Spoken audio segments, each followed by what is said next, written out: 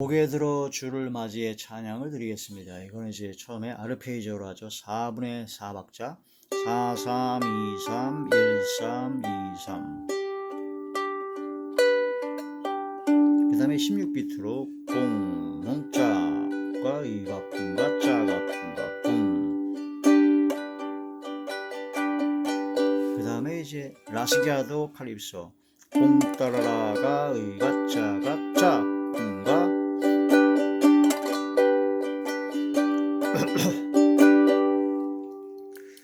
자, 전주는 G 키 진행 코드 G, C, D7, G.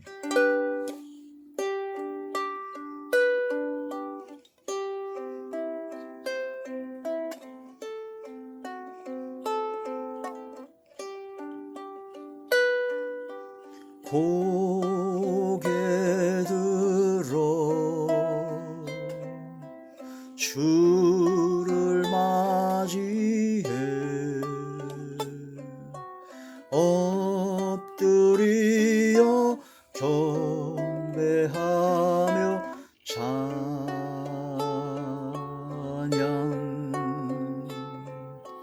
왕의 위엄을 신령과 진정한 찬양으로 영광 돌려 만왕의 왕께 입을 모아 주를 찬미해 새 노래로 감사하며 찬양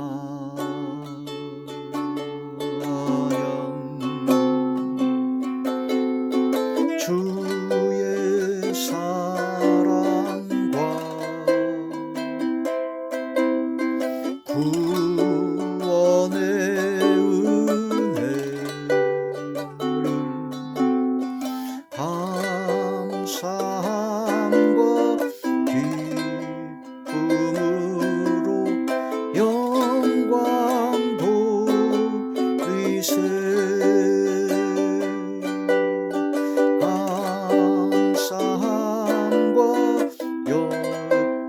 기쁨으로 영광 돌리세.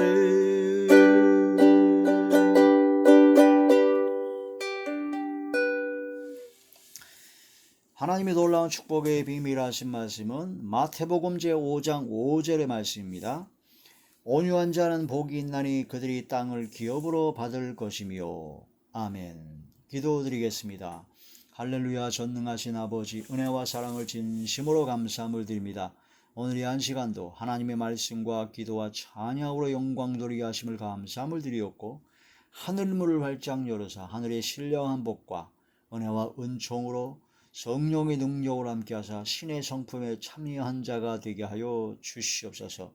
아버지 하나님께서 함께 하시고 역사하여 주사 말씀을 전할 때 대언영과 보혜사 진리영과 통달의 영으로 함께 하시고 오직 진리의 생명의 말씀만을 전하게 하시고 성령의 능력과 성령의 권능이 성령의 불이 임하게 하여 주시옵소서.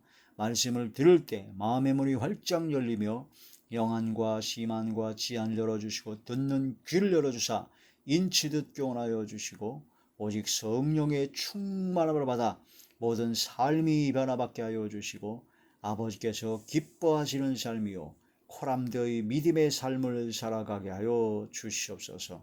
주께서 함께 하시고 역사할 걸 믿사옵고 우리 주 예수님의 이름으로 감사하며 간절히 기도 올려옵나이다. 아멘. 마태복음 제5장 5절 오늘의 말씀의 제목은 온유한 자라는 말씀이 제목이 됩니다. 산상순에서 8가지 복 중에 세 번째 복이죠. 온유한 자는 복이 있는데 어떤 복이 있느냐? 바로 땅을 기업으로 받을 것이다. 땅. 그래서 온유한 자는 글자 그대로 해석하게 되면 따뜻하로운, 부드러울요, 마음이, 생각이, 말이, 행동이, 표정이 모든 것에서 따뜻하고 부드러운 것이 바로 온유한 자입니다. 그래서 온유한 마음, 온유한 생각, 온유한 말, 온유한 행동, 온유한 성품, 온유한 삶이 되는 것이 굉장히 복이 있는데, 어떤 복이 오냐면은 땅을 기업으로 받습니다. 땅을 기업으로 받으니까 첫 번째는 이제 재정적인 물질의 축복을 받게 된다는 뜻이죠. 그 땅을 기업으로 받는다. 그 땅을 기업으로 받는 것을 재정적인 축복뿐만이 아니라 당연히 온유한 사람에게 하나님께서는 풍부한 화평으로 즐기게 하시고 땅을 기업으로 받게 하시고 아주 풍성하고 풍족하게 모든 쓸 것을 채워 주십니다. 그런데 온유한 자가 받는 이 복, 땅을 기업으로 받는 것을 또 다른 의미로 보면은 하나님께서 직접 통치하시는 하나님의 나라가 임하게 된다 하는 그런 말씀이 되죠. 온유하지 못하고 강팍하고 완고하고 교만과 고집이 강한 사람들은 하나님께서 통치를 안 하십니다. 내버려 둬요. 지 멋대로 하게. 그러다가 결국은 마귀의 지배를 받게 되죠. 교만과 오만. 애굽 나라 바로 왕이 그랬고, 사울 왕, 이스라엘 초대 왕인 사울 왕이 고집 피우고 불순종하고 그러다가 악신이, 악령이 임하고, 그런 결국은 고집과 교만함으로 계속 악을 반복하다가 이말 진노가 쌓이고 쌓여서 결국은 멸망으로 다 무너져 버렸습니다. 온유한 사람은 하나님의 말씀에 온유한 심령으로 하나님의 말씀을 받습니다. 진정으로 말씀을 받죠. 교만하고 딱딱하고 고집이 센 사람은 하나님의 말씀을 안 받아들여요. 하나님의 통치가 이루어지지 않습니다. 그러니까 망하게 됩니다. 그러나 온유한 사람은 땅을 기업으로 받기 때문에 하나님의 나라가 임합니다. 성령 안에서 의와 평강과 희락이 넘치는 하나님의 나라가 임하게 되고 하나님께서 직접 통치하시는 놀라우신 하나님의 역사로 인도하게 되고 가는 곳곳마다 땅을 기업으로 받게 되니까 많은 사람을 바로 받게 된다. 그래서 영적 축복과 그 다음에 인적 축복이 일어나게 된다. 인통인복이요. 바로 사람이 붙여집니다. 따뜻하고 부드럽고 온유한 사람에게 사람이 붙여지지 날카롭고 혈기 많고 맨날 짜증내고 맨날 트집 잡고 오해하고 삐지고 그런 가시도 치는 그런 사람한테 사람이 붙을 리가 없죠. 그래서 온유한 사람에게 사람이 붙습니다. 온유한 사람이. 그게 바로 땅을 기업으로 받는 거죠. 땅. 바로 흙인데 우리 몸이 땅, 흙으로 지어진 사람이기 때문에 바로 사람이 붙게 된다. 사람. 또한 땅은 바로 흙이고 우리 몸이 흙으로 지어진 사람이기 때문에 건강의 복이 임합니다. 건강. 온유한 사람에게 건강합니다. 마음이 따뜻하고 부드럽고 온유한 사람은 스트레스를 잘 안 받아요. 그 막 혈기도 없고 우리가 혈압이 안 높아지고 그 막 열이 확 오르거나 그런 것도 없고 그래서 온유한 사람은 대체적으로 건강합니다. 건강해요. 마음이 안정됐거든요. 근데 혈기가 많고 교만하고 오만 방지하고 고집을 피우고 그러면은 건강하지를 못합니다. 건강의 복이 바로 땅을 기업으로 받는 것 중에 하나라 볼 수 있습니다. 이치가 그렇다는 뜻이죠. 자, 온유한 자는 복이 있나니 온유한 자는 복이 있나니 저희가 땅을 기업으로 받을 것입니다. 첫 번째는 재정적인 물질의 복을 하나님께서 물질의 복, 온유한 사람에게 물질의 복을 채워주시죠. 혈기 많고 교만하고 고집 부리고 지 멋대로 하는 사람한테 하나님께서 물질의 복을 주시면 그건 오히려 그건 복이 아니라 저주입니다. 교만하고 그 멋대로 탕자처럼 다 쓸어먹다가 영원한 멸망으로 돌아갈 수밖에 없으니까 위험한 거죠. 그래서 재정적인 축복을 받는 것도 그릇이 되어야 된다. 그 그릇의 중요한 것은 온유함이다. 온유함.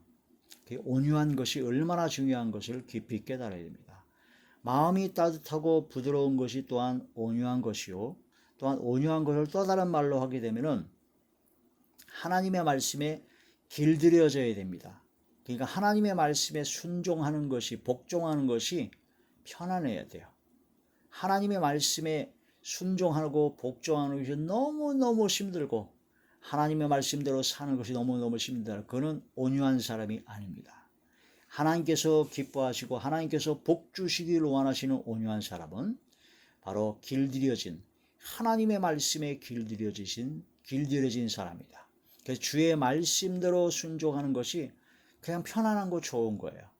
아버지의 뜻대로 행하는 것이 즐거운 겁니다. 그 시편의 다윗이 내가 주의 뜻 행하기를 즐기오니 하나님의 뜻대로 행하는 것이 즐거워야 된다는 거죠. 그게 바로 온유한 자입니다. 여러분은 하나님의 말씀의 뜻대로 행하는 것이 즐겁습니까? 기쁘고 즐겁습니까? 아니면 하나님의 뜻대로 하는 것 무지무지하게 어렵습니까? 주의 뜻대로 행하는 것이 즐거워야 되는 것이 그게 바로 말씀에 길들여지는 겁니다. 죄악에 길들여지면 안 돼요. 악을 행하는 것이 즐겁고 기뻐서 악을 행하면 편안하고 기쁘고 즐거우면 임박할 멸망이 곧 옵니다. 악을 행하고 죄를 행하기에 그냥 그게 기쁘고 즐겁다? 그 위험한 겁니다. 우리는 주의 말씀대로 행하는 것이 주의 뜻대로 행하는 것이 즐거워야 됩니다. 주의 말씀에 길들여져야 된다. 길들여져야 된다. 그런데 주의 말씀에 길들여지는 것은 그냥 하루아침에 되질 않습니다. 그게 바로 온유를 배워야 된다는 거죠. 근데 그 배우는 거 어떻게 배우냐? 고난을 통해서 배웁니다. 고난. 광야의 시련과 고난 속에서 온유함을 배웁니다. 다윗의 말처럼 내가 주의 뜻 행하기를 즐기오니 라고 했는데 그 말씀 이면에 보면은 내게 고난당한 것이 내게 유익이라 내가 주의 율례를 배우게 되었나이다 하고 다윗은 고백을 합니다. 이 다윗의 그 고난을 통해서 주님의 율례를 배우게 되었고 주의 뜻 행하기를 즐기게 되었다.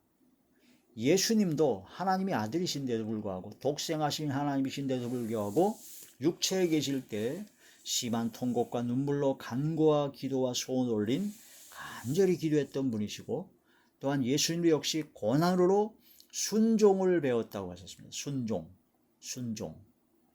하나님의 말씀을 즐겨 순종하는 순종은 고난을 통해서 배운다. 온유한 사람이 갖는 순종은 바로 고난이 와야 배운다. 예수님도 고난을 통해서 순종을 배우셨다고 그랬고 또한 온전하게 되셨다. 그래서 예수님을 믿고 따르는 예수님을 닮아가는 우리들도 고난과 시련과 역경 속에서도 우리는 순종을 배우는 겁니다. 온유하게 하나님의 말씀에 길들여져서 주의 말씀대로 순종하는 것을 주의 뜻대로 하기를 즐기는 순종의 믿음을 훈련받고 교육받고 따라간다는 거죠. 예수님께서는 나는 마음이 온유하고 겸손하니 나의 멍에를 배우고 내게 배우라 하셨습니다. 예수님께서 예수님의 멍에를 메고 내게 배우라 하신 것은 이스라엘 그때 당시에 밭을 갈 때 소를 2마리를 앞에서 끌고 소 2마리가 끌고 밭을 갑니다. 한 마리는 잘 길들여진 암소, 다 큰 암소가 소를 바꾸는 걸 아주 잘 길들여진 암소가 하나 있고 그 다음에 태어난 지 얼마 안 된 그런 송아지, 그런 청년소, 그런 약간 덜 길들여진 소를 그 암소 옆에 같이 붙여서 같이 멍에를 매게 합니다. 그렇게 되면은 송아지라든가 젊은 소들은 잘 길들여지지 않기 때문에 그 멍에를 메운 게 막 답답하고 그래가지고 막 자기 멋대로 자기 마음대로 가려고 그러죠. 그럼 밭을 갈 수가 없잖아요. 그런데 이미 길들여진 암소가 있는 경우는 그 암소를 따라서 그대로 같이 따라가게 됩니다. 그게 나의 멍에를 메고 배우라는 것은 바로 최고로 길들여진 순종을 배우시고 온전하게 되신 예수님과 함께 십자가를 지고 예수님과 함께 예수님이 가신 그 길을 함께 멍에를 지고 가게 되면 나는 육성과 악성이 죄성이 있어서 자꾸 하나님이 원하시는 대로 하지 않고 제멋대로 가려고 하는 습성과 그런 것이 있지만 예수님과 함께 멍에를 지기 때문에 예수님을 따라 나아가게 된다. 그래서 예수님처럼 온유하고 겸손하게 된다 하는 거란 말씀이 됩니다. 나의 멍에를 메고 내게 배우라. 온유는 배우는 겁니다. 온유는 하루아침에 되는 것이 아닙니다. 온유는 이론으로 되는 것이 아닙니다. 온유는 바로 고난을 통해서 예수님과 함께 예수님의 멍에를 함께 메었을 때 예수님으로부터 배우는 것이다. 우리는 진정으로 주의 말씀을 통해서 온유한 자가 되어야 됩니다. 그래서 온유한 자는 바로 성령의 열매 중에 하나죠. 성령의 열매는 사랑과 희락과 화평과 오래 참음과 자비와 양선과 충성과 온유와 절제라고 했습니다. 성령의 9가지 열매 중에 하나가 바로 온유입니다. 성령의 소욕을 따라 성령의 열매를 맺어야 된다는 것이죠. 팔복에서 첫 번째 복이 심령이 가난한 자입니다. 심령이 가난한 자. 내가 더럽고 추악하고 영원한 불의 형벌을 받을 수밖에 없는 엄청난 죄인임을, 내 모든 것을 날 구원하시는 이는 바로 예수 그리스도밖에 없고 나는 완벽한 죄인으로 완전히 파산한 것처럼 완전히 나는 형벌을 받을 수밖에 없는 지옥불 속에 들어갈 수밖에 없는 죄인임을 철저히 깨닫는 마음, 깨닫는 심령이 바로 심령이 가난한 자다. 그걸 처절하게 자신을 깨닫는 겁니다. 하나님의 말씀을 통해서. 대부분이 많은 사람들은 이걸 못 깨달아요. 자기가 의인인 줄 알아요.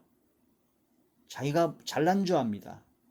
자기가 뭔가 좀 하면 헌금 좀 하고, 자기가 좀 기도 좀 하고, 자기가 좀 뭔가 좀 전도 좀 하고, 좀 뭔가 좀 하면 하나님께 모든 큰 복을 받을 줄 알고, 당연히 구원과 천국 가는 건 당연한 것이고, 착각입니다.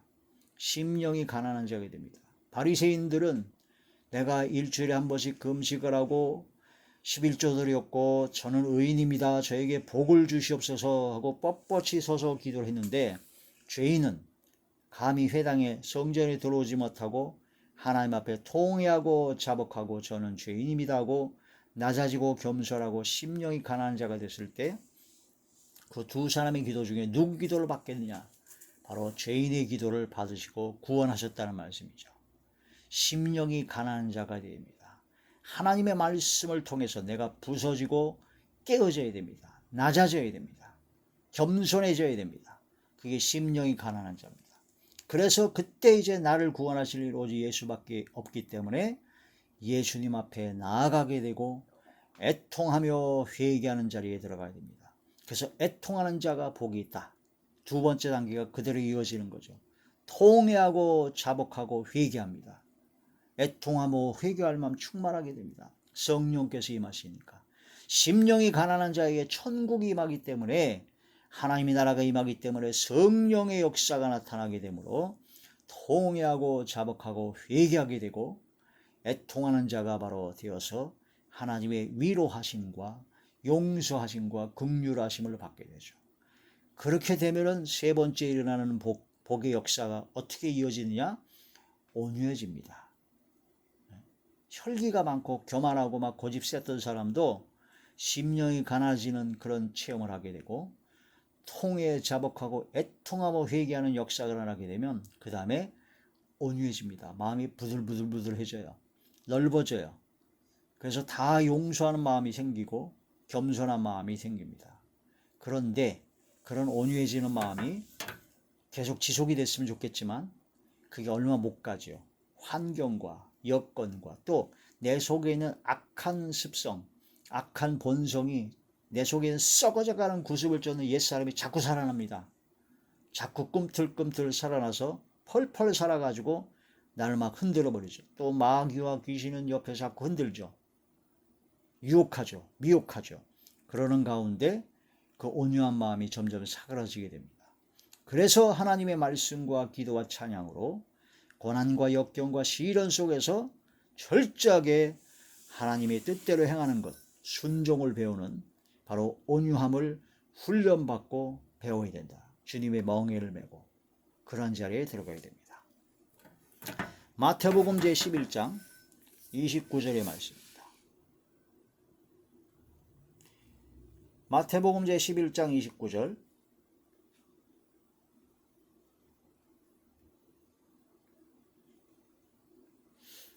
나는 마음이 온유하고 겸손하니 나의 멍에를 메고 내게 배우라. 그리하면 너희 마음이 쉼을 얻으리니 이는 내 멍에는 쉽고 내 짐은 가벼움이라 하시니라. 할렐루야. 경건의 훈련을 통해서 온유함을 배우고 고난을 통해서 순종을 배우신 주님을 따라서 주님의 멍에를 같이 메어야 된다는 거죠. 히브리서 제5장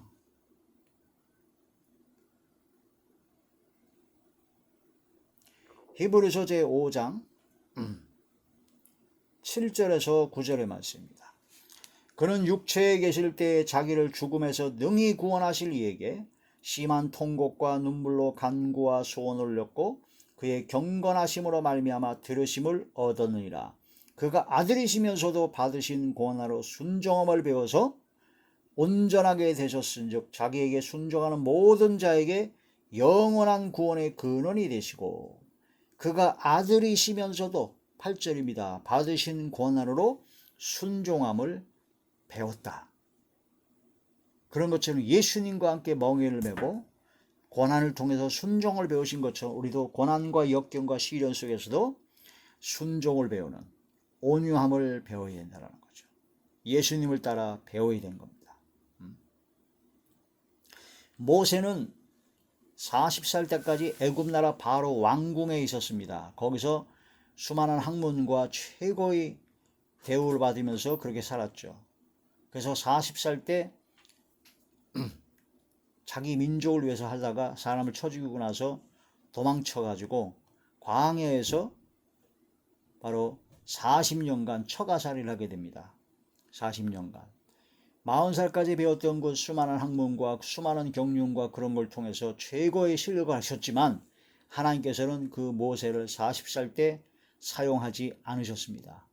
왜냐하면 온유하지 않아서 순종함을 아직 못 배워서 그렇습니다. 혈기가 많아서 그냥 쳐 죽여버린 거죠. 사람을 죽여버린 겁니다.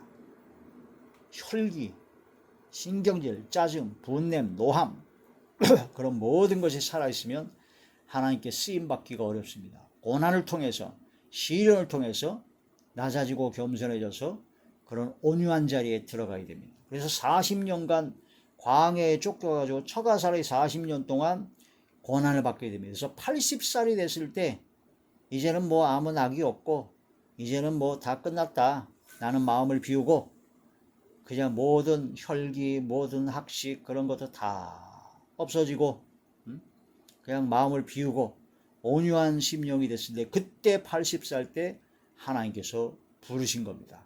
인간적인 생각으로는 40살 때 최고의 실력을 갖추고 최고의 일을 잘할 그 나이에 하나님께서 불러 쓰시겠지 않나 생각이 들지만 하나님께서는 전혀 나이에 구애받지 않습니다. 상관없습니다.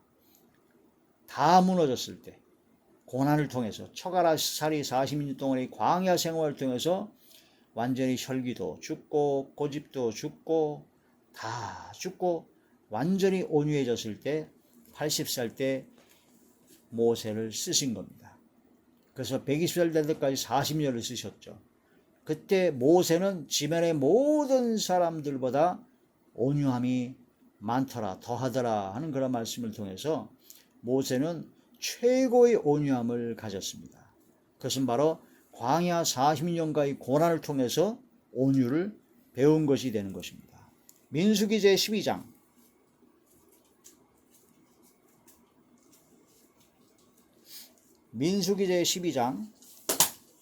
3절의 말씀입니다.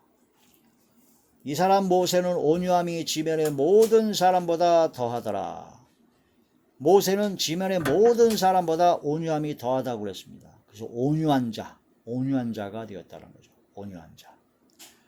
모세의 온유함, 다윗도 그렇고 요셉도 그렇고 모든 믿음의 사람들은 바로 고난을 통해서 온유를 배웠습니다. 바로 순종을 배운 것입니다. 우리에게 닥치는 모든 고난, 역경, 시련, 또한 나를 고난 주는 사람들, 사람 박대기, 인생 채찍의 그런 모든 것은 바로 나를 가르쳐 주시는 하나님의 섭리요 은혜임을 깨달아 감사해야 되죠. 고난으로 순종함을 배워야 되니까. 이런 말씀을 통해서 온유한 자가 있을 때 땅을 찾아가게 되고 풍부한 화평으로 즐기게 된다. 온유한 자에게 싸움 걸 일이 없죠. 화평합니다. 시편 제37편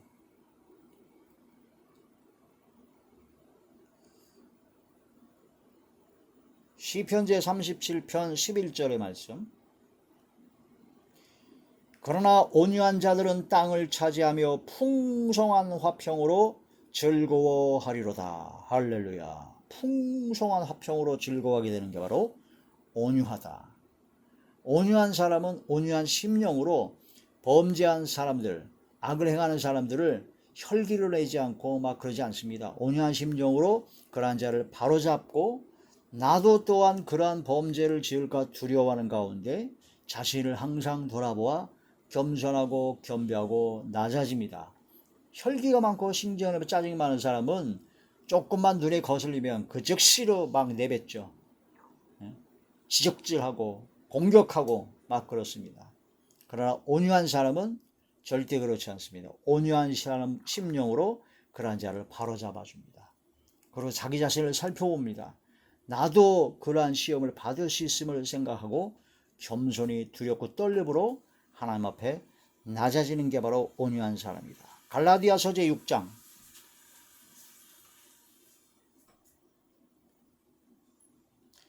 갈라디아서 제6장 1절의 말씀.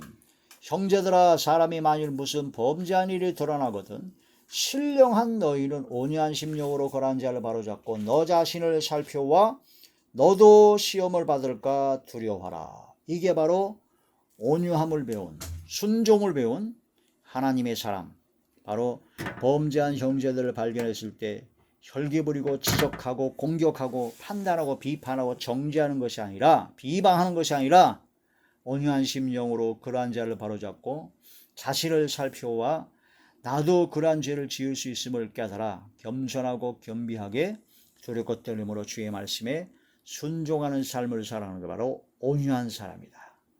이런 사람에게 땅을 기업으로 받게 될 것이다.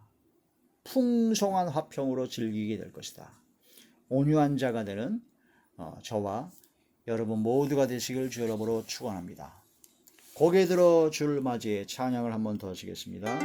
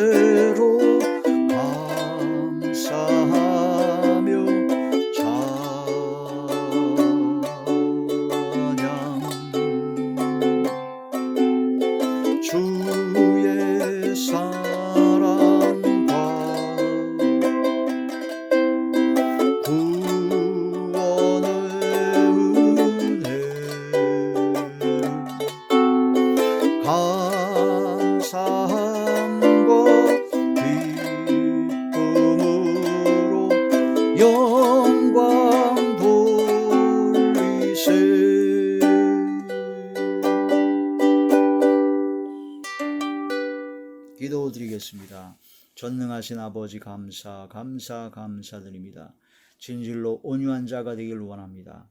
아버지 말씀에 길들여져서 주의 말씀대로 순종하고 복종하고 청조하는 것이 가장 즐겁고 기쁘길 원합니다.